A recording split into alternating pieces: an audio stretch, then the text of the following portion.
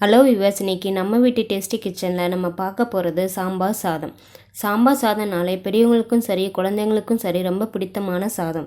இதுக்கு ஃபஸ்ட்டு நம்ம சாதத்தை தனியாக குழைவாக வேக வச்சு எடுத்து வைக்க போகிறோம். சாம்பாரை தனியாக வைக்க போகிறோம். அதுக்கப்புறம் ரெண்டையும் சேர்த்து கிளற போகிறோம். வாங்க இந்த சாம்பார் சாதத்தை நம்ம எப்படி செய்யறதுன்னு பார்க்கலாம். இந்த வீடியோ நீங்கள் ஸ்கிப் பண்ணாமல் பாருங்கள், அப்போ தான் உங்களுக்கு புரியும்.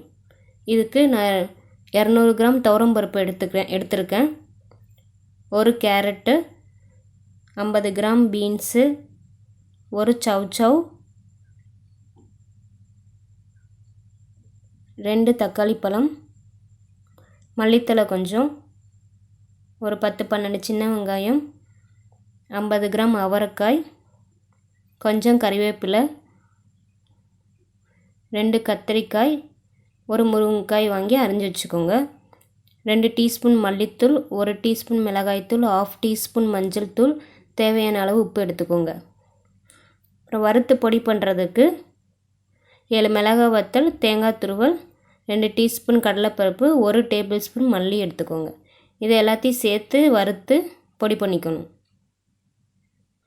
தாளிக்கிறதுக்கு 2 டீஸ்பூன் கடுகு, 1 டீஸ்பூன் சீரகம், ஒரு பெரிய எலுமிச்சம்பழ அளவு புளி எடுத்து கரைச்சி வச்சுக்கோங்க.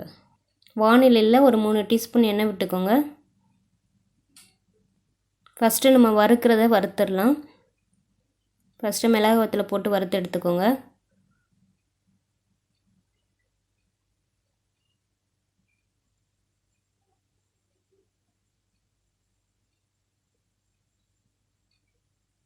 அதுக்கப்புறம் மல்லி போட்டுக்கோங்க.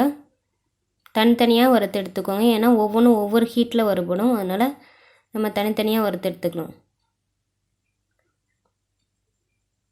மல்லி சீக்கிரம் வறுபட்டுரும், ஸோ அதனால் வறுத்து எடுத்துக்கலாம்.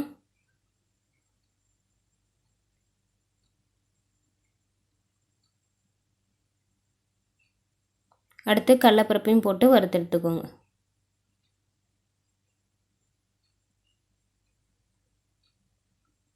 கடலைப்பருப்பு நல்லா பொன்னிறமாக வர வரைக்கும் நம்ம வறுத்து எடுத்துக்கலாம். கடைசியாக தேங்காய் துருவல் போட்டு 2 தடவை பிரட்டி எடுத்துக்கோங்க.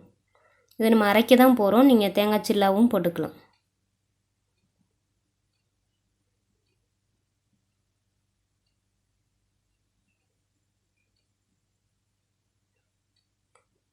அடுத்து வானலில் 2 டீஸ்பூன் எண்ணெய் விட்டுக்கோங்க.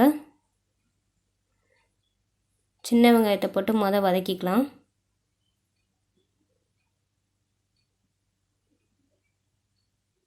அடுத்து தக்காளி பழத்தை போட்டுக்கோங்க.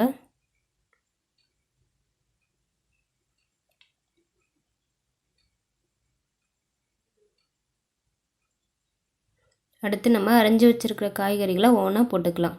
அவரைக்காய், கேரட்டு,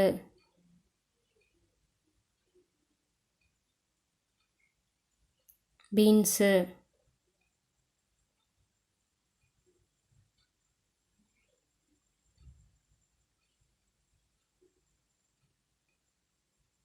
சவ்,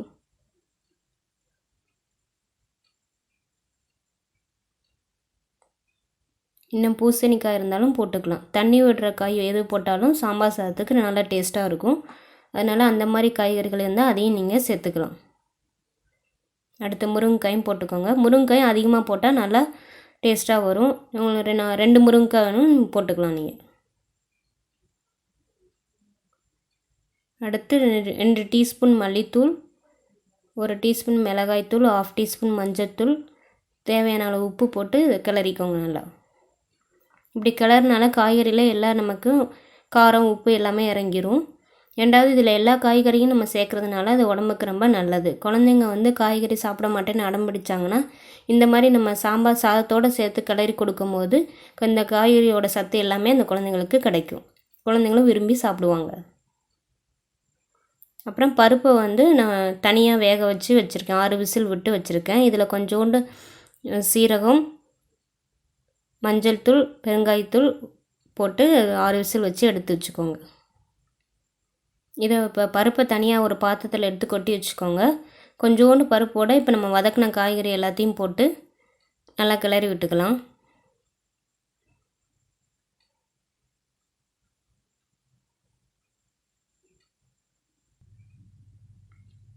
இதில் இப்போ தேவையான அளவு தண்ணி விட்டுக்கோங்க.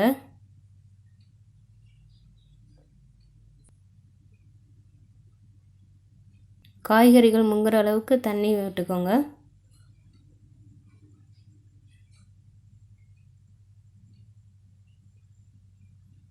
இது இப்போ குக்கரில் வச்சு மூடி ஒரு விசில் வரதுக்கு முன்னாடி இறக்கிடலாம். ஒரு விசில் ஃபுல்லாக வந்துச்சுன்னா காய்கறிலாம் குழஞ்சிரும். ஆனால் ஒரு விசில் வரதுக்கு முன்னாடி இறக்கிக்கோங்க. அதுக்கிடையில் நம்ம வறுத்து வச்சுருக்க எல்லாத்தையும் இப்போ பொடி பண்ணிடலாம். ஸோ ஃபஸ்ட்டு மிளகு வத்தலை போட்டு சுற்றிக்கலாம். அப்புறம் எல்லாத்தையும் சேர்த்துக்கலாம். அதில் மல்லி, கடலைப்பருப்பு, தேங்காய் துருவல்,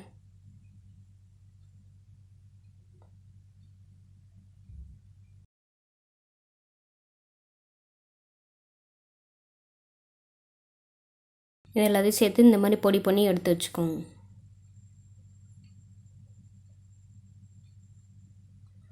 இப்போ பருப்பை நான் ஃபஸ்ட்டு வாணலியில் கொட்டிக்கலாம். அடுத்து இந்த புளியை வந்து கரைச்சி ஊற்றிக்கோங்க.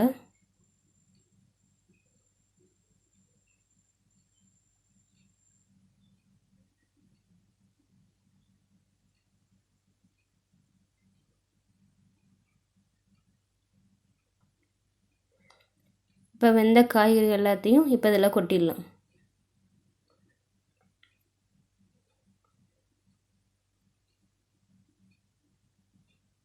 இப்போ காய்கறிகள் வந்திருக்கு நல்லா. ஒரு விசில் வர்றதுக்கு முன்னாடி இறக்குனனால நமக்கு முருங்கைக்காயும் முழுசாக இருக்குது. இப்போ இது எல்லாத்தையும் நல்லா கலந்து விட்டு இதை கொதிக்க விடுங்க.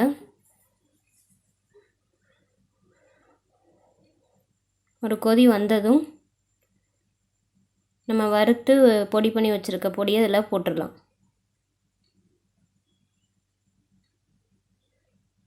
பொடி இது கெட்டி சேரும், அதனால் பொடியை போட்டு நல்லா கிளறி விட்டுக்கோங்க.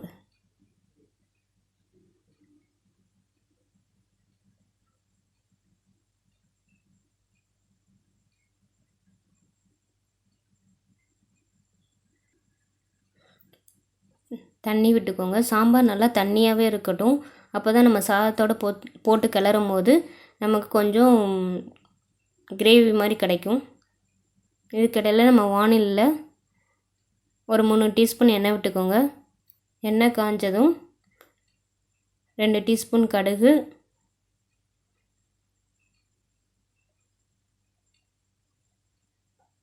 1 டீஸ்பூன் சீரகம் போட்டு தாளித்து எடுத்துக்கோங்க. கருவேப்பிலையும் சேர்த்துக்கோங்க.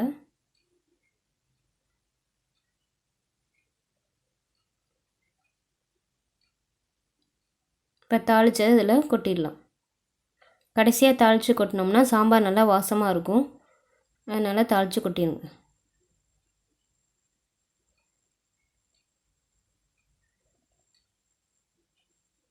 இறக்க போகிறதுக்கு முன்னாடி நம்ம மல்லித்தலையை தூவிட்டுக்கலாம்.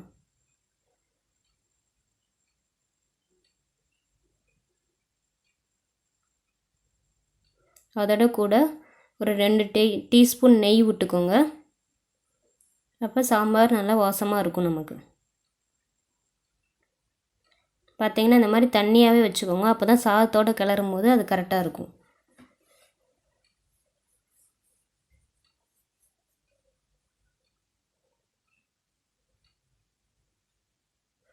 நான் சாதத்தை தனியாக வேக வச்சு எடுத்து வச்சுருக்கேன்.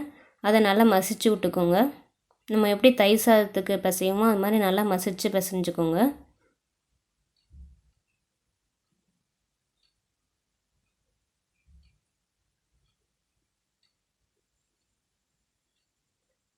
இப்போ நான் காய்கறிலாம் கொஞ்சம் தனியாக எடுத்து வச்சுட்டேன். ஏன்னா நம்ம எல்லாத்தையும் போட்டு மொத்தமாக கிளறும் போது காய்கறியும் சேர்ந்து மசிஞ்சிரும், காயே இல்லாத மாதிரி இருக்கும். அதனால் நான் எப்போவுமே கொஞ்சம் காய்கறி எடுத்து தனியாக வச்சுருவேன். நல்லா கலந்ததுக்கப்புறம் திரும்பி இந்த காய்கறிகளை போட்டு கிளறிக்கலாம் நம்ம. இப்போ நம்ம சாம்பார் இதில் ஊற்றி நல்லா கிளறி எடுத்துக்கணும். நல்லா வெள்ளை சாதம் தெரியாதபடிக்கு நல்லா நம்ம கிளறணும்.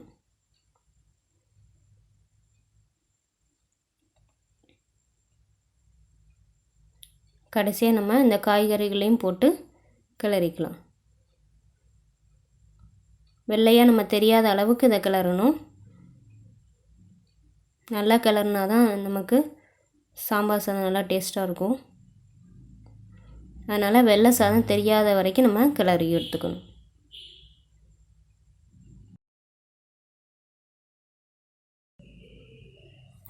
நல்ல டேஸ்டியான சாம்பார் சாதம் இப்போ தயாராக இருக்குது. இதை உங்கள் வீட்டு கிச்சன்லையும் ட்ரை பண்ணுங்கள். எங்கள் நம்ம வீட்டு டேஸ்டி கிச்சன் சேனலை இது வரைக்கும் சப்ஸ்கிரைப் பண்ணாதவங்க பண்ணுங்கள். இது மாதிரி வித்தியாசமான ரெசிபிஸ் நம்ம வீட்டு டேஸ்டி கிச்சன் சேனலில் நாங்கள் போட்டிருக்கோம். அதையும் பார்த்து உங்கள் கமெண்ட்ஸை எங்களுக்கு சொல்லுங்கள். தேங்க்யூ ஃபார் வாட்சிங் திஸ் வீடியோ.